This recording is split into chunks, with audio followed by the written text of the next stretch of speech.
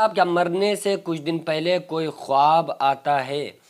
دیکھیے، مرنے سے پہلے کچھ ایسی نشانیاں ہیں، علماء فرماتے ہیں کہ وہ ظاہر ہوتی ہیں جس سے یہ سمجھا جا سکتا ہے کہ موت قریب ہے۔ اور کچھ نشانیاں میں یہاں پر آپ لوگوں کو بتانا چاہوں گا کہ پہلی وہ نشانی کہ ناک کا ٹیڑھا ہو جانا، دوسری کن پٹی کا دب جانا، اندر کو دھس جانا، خصیتین کا لٹک جانا۔ یہ چند علامات جو علماء فرماتے ہیں کہ یہ موت سے پہلے ہی، موت جیسے ہی قریب ہوتی ہے تو چند نشانیاں انسان کے جسم میں ظاہر ہوتی ہیں۔ رہا سوال خواب کا، تو جو نیک بندے ہوتے ہیں تو اگر وہ کچھ نیک بندوں کو خواب آتے ہیں جو فرشتے کی جانب سے ہوتے ہیں، اور ایسا اگر کوئی خواب آ رہا ہے تو واقعی انسان کو اس پر پھر ایکشن لینا چاہیے اور فوراً ہی اس خواب کے تابع ہو جانا چاہیے۔ جیسے اگر کوئی نیک انسان خواب دیکھ رہا ہے، چونکہ نیک انسان کا جو خواب ہوتا ہے وہ سچا خواب ہوتا ہے، اور نبی کے 46ویں حصے کے برابر اس کے خواب کا درجہ ہوا کرتا ہے، سمجھ رہے ہیں؟ تو اس لیے اس کا خواب جو ہوگا وہ سچا خواب ہوگا، کیونکہ وہ فرشتے کی جانب سے ہوگا۔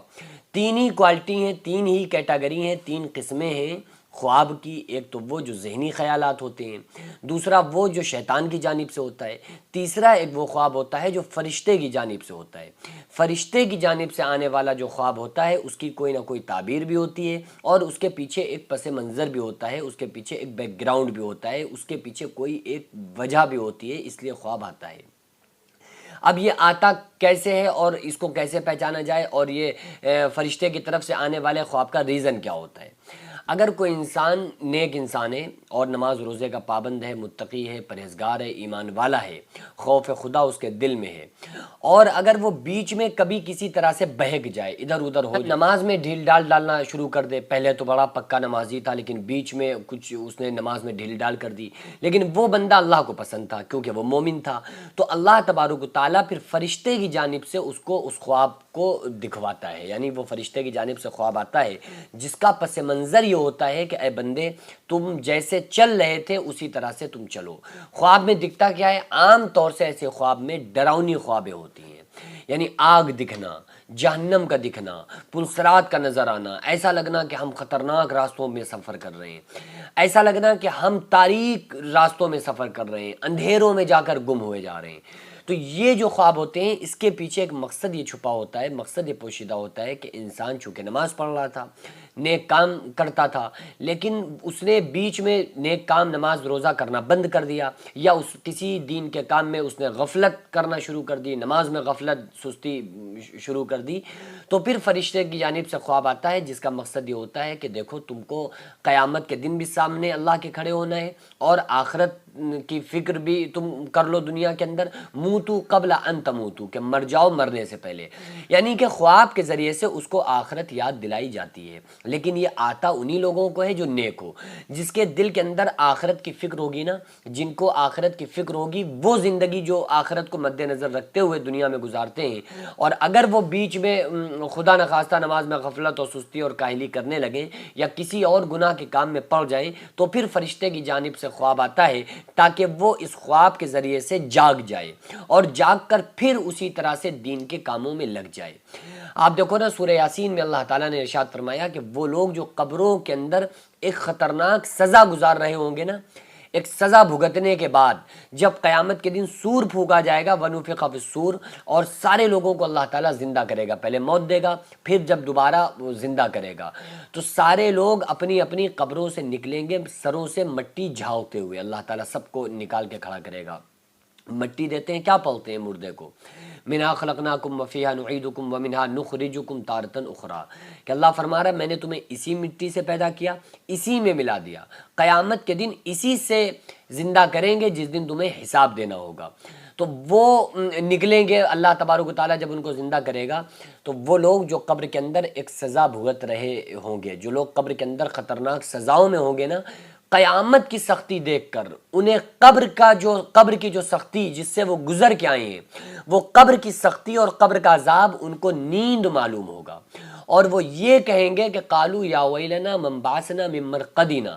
کہ ہمیں ہماری خوابگاہوں سے کس نے اٹھا دیا، ہم سو رہے تھے قبر کے اندر لیکن ہمیں کس نے جگا دیا۔ یعنی کہ قیامت کی ہولناکی اور قیامت کا خوف دیکھ کر اس گناہگار کو قبر کا عذاب بہت ہی ہلکا معلوم ہوگا، اور وہ کہے گا کہ ہائے میں تو سو رہا تھا، مجھے کس نے جگا دیا۔ تو نیک لوگ ان کے جواب میں کہیں گے کہ ھذا ما وعد الرحمن وصدق المرسلون، کہ یہی تو ہمارے رب کا وعدہ تھا کہ تمہیں قیامت کے دن اٹھائیں گے، وصدق المرسلون، اور رسولوں نے سچ فرمایا تھا۔ جو رسولوں نے کہا تھا کہ تیاری کرو، آخرت کی تیاری کرو، قیامت قریب ہے، تو ہم آخرت کی تیاری اور فکر کر کے آئے ہیں، ہمیں پتہ تھا کہ ہمیں اٹھایا جائے گا، اس لیے ہم تیاری کر کے آئے ہیں۔ تو نیک لوگ ان کو جواب دیں گے۔ تو جو لوگ تیاری دنیا میں کرنے کی کوشش کرتے ہیں اور ان کی یہ تمنا ہوتی ہے کہ ہم دنیا میں اچھے کام کریں، ہم سے نماز نہ چھوٹے، ہم سے کوئی گناہ کا کام نہ ہو، جھوٹ نہ بولیں، تمام گناہوں سے جو بچنے کی کوشش کرتے ہیں، لیکن خدا نخواستہ وہ دنیا میں ان کو رغبت پیدا ہو جائے اور شیطان ان کو کسی وجہ سے بہکا دے اور وہ نماز روزے میں ڈھیل ڈالنا شروع کر دیں، تو پھر فرشتے کی جانب سے یہ خواب آتا ہے کہ تم کو اس بارے میں جہاں تم جا رہے ہو یہ غلط راستہ ہے، بلکہ تمہیں پھر سے اسی طرح سے نماز روزے کی پابندی کرنا چاہیے۔ یہ خواب نیک کو آئے گا، کیونکہ نیک کا خواب ہی سچا ہوتا ہے، نیک انسان جو خواب دیکھے وہی سچا ہوتا ہے، اور اس میں یہ بھی نہیں کہ جو خواب دیکھ لے سب، نہیں، تعبیرات ہوتی ہیں، لیکن میں نے بتایا نا کہ اگر اس میں جہنم نظر آ رہی ہے، آگ نظر آ رہی ہے، تو انسان یہ سوچے کہ اس کو آگاہ کیا جا رہا ہے جہنم سے، آخرت سے، پلسرات سے اور مرنے کے بعد کی زندگی سے۔ تو انسان کو چاہیے کہ پھر فوراً اپنے اصل راستے کی طرف، جس کی طرف اللہ بلا رہا ہے، اس طرف ہم لوگوں کو لوٹ کر آ جانا چاہیے۔ قرآن مقدس میں اللہ فرماتا ہے وَسَارِعُوا إِلَىٰ مَغْفِرَةٍ مِّن رَّبِّكُمْ وَجَنَّةٍ عَرْضُهَا السَّمَاوَاتُ وَالْأَرْضُ، کہ لوگوں ایسی جنت کی طرف دوڑو جس کی چوڑائی اور لمبائی آسمان و زمین کے برابر ہے۔ تو بہرحال جو میں نے نشانیاں بتائیں وہ علامات سے انسان سمجھ سکتا ہے۔ اس کا مطلب یہ بھی نہیں ہے کہ اگر کسی کو خدا نخواستہ کوئی ایسی مسئلہ ہو جائے تو وہ سمجھے کہ نہیں یار اب ہم دنیا سے چلے جائیں گے، ایسا نہیں ہے۔ ایگزیکٹ وقت جو ہے، جو ایک دم پرفیکٹ ٹائمنگ ہے موت کی، اللہ کے علاوہ کسی کو نہیں معلوم۔ اذا جاء اجلها لا يستأخرون ساعة ولا يستقدمون، کہ جب موت کا وقت آ جاتا ہے تو ایک ذرہ نہ جلدی ہوتی ہے نہ ایک ذرہ اس میں تاخیر ہوتی ہے، دیری ہوتی ہے۔ اور اللہ تعالیٰ نے فرمایا ان اللہ عنده علم الساعہ، قیامت کا ٹھیک وقت کسی کو نہیں معلوم۔ وَيُنَزِّلُ الْغَيْثَ، بارش کب کہاں کتنی نازل ہوگی کوئی نہیں جانتا۔ وَيَعْلَمُ مَا فِي الْأَرْحَامِ، ماں کے پیٹ میں کیا ہے، لڑکا کہ لڑکی، کوئی نہیں جانتا۔ اب آپ کہیں گے نہیں مشینیں بتا دیتی ہیں، تو مشین جو بتاتی ہے وہ جب بچہ پیدا ہو جاتا ہے نا، بن جاتا ہے ماں کے پیٹ میں، یعنی 5-6 مہینے کا ہو جاتا ہے، جب وہ مشینوں سے دیکھا جا سکتا ہے کیمرہ ڈال کے۔